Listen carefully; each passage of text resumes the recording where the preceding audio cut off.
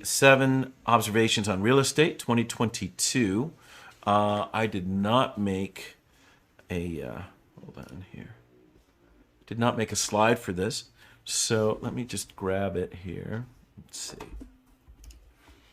And, I don't know if you came up with some others, Darren, but, certainly chime in. I know we're going to riff on this. There's no article to really discuss. But number 1 is be patient. Some deals take time. Example, Arbolada. That was one of our deals right now that's pending. And say Las Flores. So what would you say to that? Well, gosh, even, we have one going on right now with a buy side with a client on yeah. And gosh, man, I mean, when you said that, I was like, breathe, Jared, breathe. Yeah. Because I don't always have patience, man. I'm used to these things. Yeah. Moving fast and You're quick. like this. Yeah. Yeah. So it's true. I remember having I'll say this. I remember having a conversation once, even in a busier market, with someone, and the person just came across as so patient and so much not in a hurry that the other side of the transaction was like, this is a negotiating tactic. It's driving me crazy. Fine, I'll give you what you want. Right. And that happened on multiple occasions. And later we had an opportunity to speak with this person. I'm like, man, was this intentional on your part as like a negotiating strategy? He's like, no, I was just really uncomfortable. I was not prepared to make quick decisions at all. Yeah. But man, it worked in his favor. So one of the biggest issues we end up with when we deal with clients is like trying to push them. Hey, they did a decision by tomorrow. Hey, digest this 150-page of inspection reports. Yeah. And, tell me tomorrow what you want to do. There's always a rush, man. You know what? I didn't put it on here, but I've already come up with 8 because I just told this to a family member of mine looking to buy. And I just said, have faith in the process. I think she freaked out a little bit when you're talking about speed and patience. No, I said, you just, you're not the first one doing this. I know it feels like you are, but yeah, have faith that there's a process and time to digest all this. Right. And that's hard for a lot of people, having faith. And it comes down to trust in the process and trust in others who are advising you. We talk about this all the time. Yeah. Man, hopefully you have an agent, and you should take the time to build trust and make sure you have trust in that relationship. For us, we talk about like penny wise, pound foolish. The people that come to us that are like, well, man, I want you to like do all these extra things for me. And I'm like, wait a second, you haven't done anything. This is a mutually beneficial relationship here. Let's build some trust and make sure we both do a good job to get what clients want. So great. Be patient. I agree. It's good, good advice. So number 2, I thought of it in the reverse. Be nimble. Be adaptable. At the same time, move quickly when needed. Identify and adapt. And my example was almost all deals this year felt like that, right? Right. And the people who, man, I'm doing this for a long time. The people who can't adapt, many times, one or two things happen. Number one, it creates a lot of anxiety for them because it's a serious commitment and process. Sure. But some of them just can't even buy real estate, man. They can't get from start to finish. Right. Because they talk about it being stressful. Well, the stress is that they need like every piece of information, or if one thing goes wrong, they have discomfort in the process and things will go wrong. But with that said, look, we had a recent process we went through with some clients where they couldn't adapt. And then they pulled out of escrow. Then we got into another escrow, and they're like, they adapted a little more, but there was one more thing. Yeah. And by the time we got them into a third escrow, they were more adaptable. And, it's the way they had to process, and at least they were open and communicated about it. Which made it all work in the end. They found a property, and ironically, each time it got better. It did. And I think they're happy with where they're going now. Yeah. Yeah. All right, number 3, trust and transparency. And I wrote here, share info with clients quickly, establish a relationship built on trust and good communication. Yeah, I agree with that 100%. I say to people, I remember, particularly because in areas that we work now, a lot of these areas were very transitional for a long time.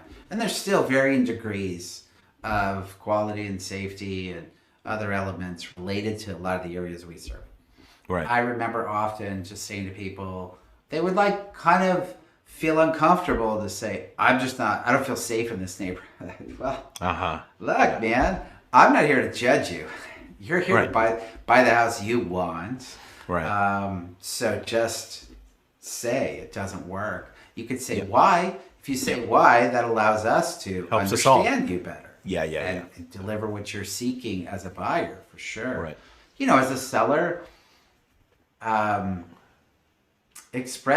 sellers have a lot of fears, man. Sometimes it's much harder for sellers to be trusting and honest than it can be for buyers. They just kind of have to be. They don't understand the process. Sellers sometimes are hiding things and maneuvering. So again, very good piece of advice to have a successful transaction. And I think, the emphasis you're putting on this, I think I just started out coming from our side, but it's really a two-way street on that one, between clients and agents. Yeah. For sure. Make sure it's both ways. Okay, number 4, good agents collaborate and support each other. This is a market that requires cooperation from both sides now. Right. True. And it's a changing market. So, and what I mean by that, the thought that comes to mind is that it was a one-way street. It was a seller's market. Yeah. Seller's agent had control, seller had control. Now it's a little more neutral. Yeah. Who knows who has control? Depends on how the market responds. Right. So I remember one of the certifications I have on negotiating. And we've talked about this before. You come into a situation, and I think from a negotiation perspective, you're like, oh, I want a hard ass. I'm gonna ram this down their throat, get what I need, right? Right. That does not work, man. And this course, that was the enlightening thing, 15 years ago. It was no, it's a collaboration. It really is. Right. It's building trust through the process with the other agent, and often it is an agent-to-agent dynamic. And the buyers and sellers are in the background as you communicate with them. So Wow. All right. So number 5, and I guess this might be more for us, but for the others as well who are renting. Today's renters are tomorrow's future buyers. Tenants pay a lot of rent, and some will buy in the future. Yeah. We've talked about this, with the last couple leases that we've handled. Sure. And the amounts of those leases are hefty. They are hefty. And if you're getting into a lease of that size, if we just think about the history there, sometimes it's transitional, right? People who pay those kinds of leases are not 100% committed to a location more often than not. Or they're new to the location and they want to make sure it's going to work. I mean, we give clients that advice. Move somewhere and rent. Yeah. Rent first. Make sure it's going to work. Make sure the move's going to work. You know, I know it's a lot of money, but imagine how much money it is if you buy it, it doesn't work. Yeah. Selling is a lot more. So it's true. And, I hope the renters that we dialogue with, we develop that flow of communication so we can continue that relationship. Yep. Okay, and we're getting close to the end. We are looking at number 6, hope for buyers. It's still not a balanced market, but for those with the fortitude, there is less competition and opportunity. Right. I mean, right now, you're just going to get fewer and fewer listings. Yeah. Most of the articles in real estate are talking about how real estate is tanking. And what's tanking is the volume. Yeah.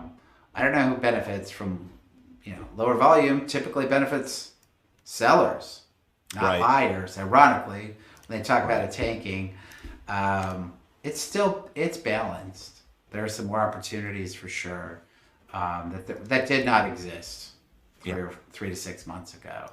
Yeah. So I expect it to stay a balanced market into next year. So you're right.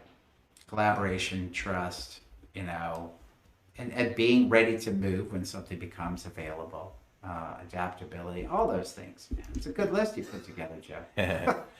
All right, so our final one, number 7, with the drum roll, is hope for sellers. Sellers with well-prepared and presented homes with smart agents can still get their price in this market. You talked about the inventory lull. Right. But we can't be lazy about it either, right? Yeah.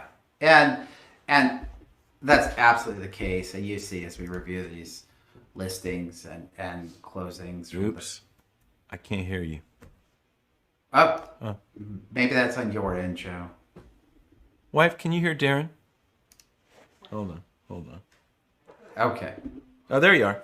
Sorry. Okay, cool. So what were you saying? You distracted me for a moment, Joe. About sellers and their opportunity Oh, right. this year and last year. Well prepared, presented. So in a more agents. balanced market, you have to prep. You have to, do everything you need to put your best foot forward. Right. Clearly the case. But even in that scenario, I think one of the tougher sales, I can tell you, which was one of our longest listings we've had Right. in a very long time, have been units. Yeah. And I don't have 100% pulse on why. Right. Even vacant units, I understand why with occupied units, maybe low rents, that all makes sense. Right. I think that just a lot of people are pretty scared of the housing oversight and the moratoriums and the restrictions and inflation. And I think at least investors have pulled out in many ways from the multi-unit environment.